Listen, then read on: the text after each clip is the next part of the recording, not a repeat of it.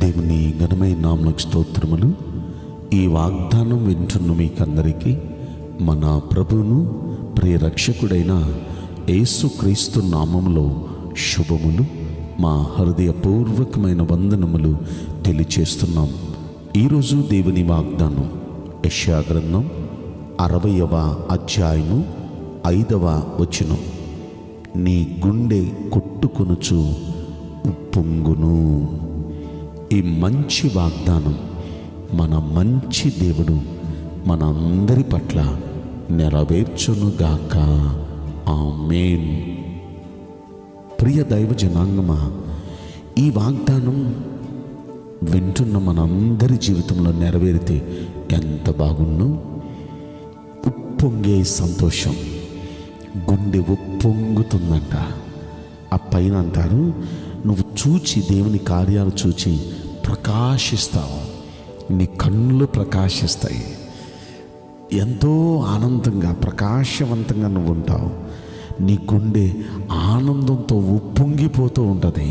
గుండె ఆనందంతో కొట్టుకుంటూ పొంగిపోతూ ఉంటుంది. ఎందుకంటే మొదటి వచనంలోనే అన్నాడు, నీకు వెలుగు వచ్చింది, లెమ్ము తేజరిల్లుము, యెహోవా మహిమ నీ మీద ఉదయించింది. దేవుని మహిమ ఉదయించింది అంటున్నాడు. లెమ్ము తేజరిల్లుము, ఆ వెలుగు వచ్చింది, నీకు వెలుగు వచ్చింది. ప్రియ దైవ జనాంగమా, వెలుగు రావాలంటే ఏం చేయాలి? దేవుని మహిమ మన మీద ఉదయించాలంటే మనం ఏం చేయాలి? ఈ కార్యాలు మన జీవితంలో జరగాలంటే మనం ఏం చేయాలి? ఒక్కసారి ఆలోచిస్తే ఇలాంటి కార్యాలు వింటున్న మనందరి జీవితాల్లో దేవుడు జరిగించాలనేదే ఆయన ఆశ. వాగ్దానం వింటున్న ప్రతి ఒక్కరూ వారి జీవితం ప్రకాశించాలి, వారి గుండె కొట్టుకుంటూ వారు ఉప్పొంగే సంతోషంతో నింపబడాలి అనేదే దేవుని అభిష్టం. అందుకే ఈరోజు ఈ వాగ్దానం దేవుడిచ్చారు. కనుక ఈ వాగ్దానం నెరవేరాలంటే మనం ఏం చేయాలి? ఒక్కసారి యోవేలు గ్రంథంలో చూస్తే, యోవేలు గ్రంథం 2వ అధ్యాయంలో 12వ వచనంలో అంటారు, ఇప్పుడైనా సరే మీరు ఉపవాసం ఉండి కన్నీళ్లు విడుచుచు దుఃఖించుచు మనఃపూర్వకంగా తిరిగి నా యొద్దకు రండి. ఇదే యెహోవా వాక్కు. దేవుడు చెప్తున్నారు, ఇప్పుడైనా సరే మనం దుఃఖిస్తూ కన్నీళ్లతో మనం మనస్ఫూర్తిగా ఆయన వైపుకు తిరగాలంట. ఇన్నేళ్ళు ఎలాగో భక్తి చేసేసాం, కుదిరినట్టుగా చేసాం, ఏదో చేస్తే చేసాం, లేదు అన్నట్టుగా చేసాం. ఇప్పుడైనా సరే ఉపవాసం ఉండి దుఃఖంతో కన్నీళ్లతో ఆయన దగ్గరికి మనస్ఫూర్తిగా తిరిగొద్దాం. దేవుని వైపుకు మనస్ఫూర్తిగా తిరుగుదాం. ఎప్పుడైతే మనం మనస్ఫూర్తిగా దేవుని వైపు తిరుగుతామో, మన దేవుడైన యెహోవా ఎలాంటి వాడంటే కరుణా వాత్సల్యములు కలిగిన వాడు ఆయన, శాంతమూర్తి ఆయన, అత్యంత కృప కలిగిన వాడు ఆయన. నిజంగా ఆయన కృప, ఆయన కనికరం మనకు అనుగ్రహిస్తారు. శాంతమూర్తి, ఆయన శాంతంతో మన వైపు చూస్తారు. ఆయన జాలి దయ కలిగిన వాడు. ఆయన ఖచ్చితంగా ఇన్నేళ్ళు మనం దేనికైతే బాధపడ్డామో, ఏ వేదనలో అయితే పడ్డామో, ఏ విషయంలో అయితే నలిగిపోతూ వచ్చాము, ఏ విషయంలో అయితే కుమిలిపోతూ వచ్చాము, వాటన్నిటి విషయంలో కృపగల దేవుడు ఆయన కనికర పడతాడు మన మీద.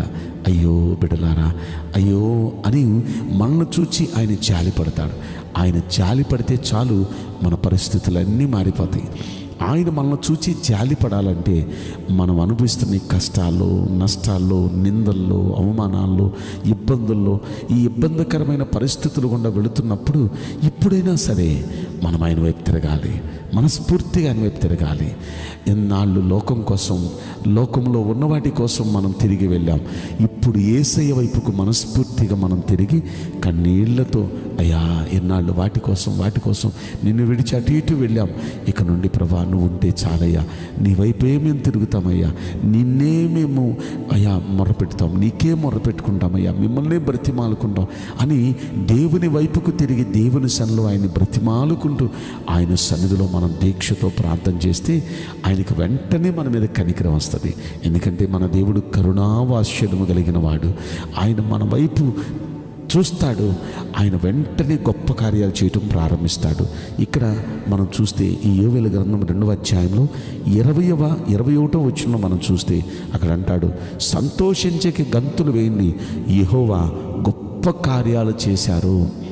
యెహోవా గొప్ప కార్యాలు చేయబోతున్నాడు. ఎందుకంటే ఎప్పుడు చేస్తారు గొప్ప కార్యాలు అంటే, ఇదిగో అలా మనం ఆయన వైపుకు మనస్ఫూర్తిగా తిరిగితే.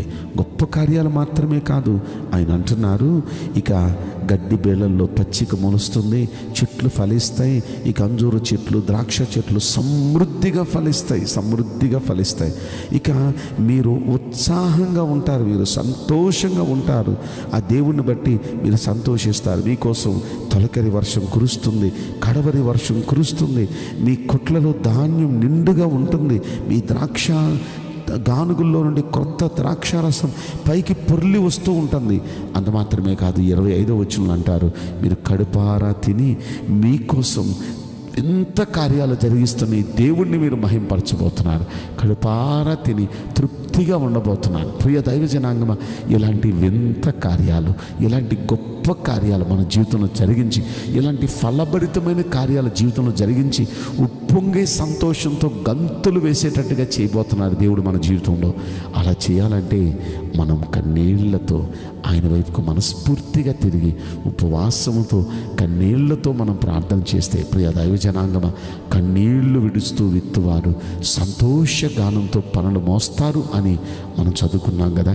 కనుక కన్నీళ్లతో మనం ప్రార్థన చేద్దాం, కన్నీళ్లతో ఆయన వైపుకు మనం తిరుగుదాం. మన ప్రతి తప్పిదాన్ని ప్రభు దగ్గర ఒప్పుకొని సరి చేసుకుందాం.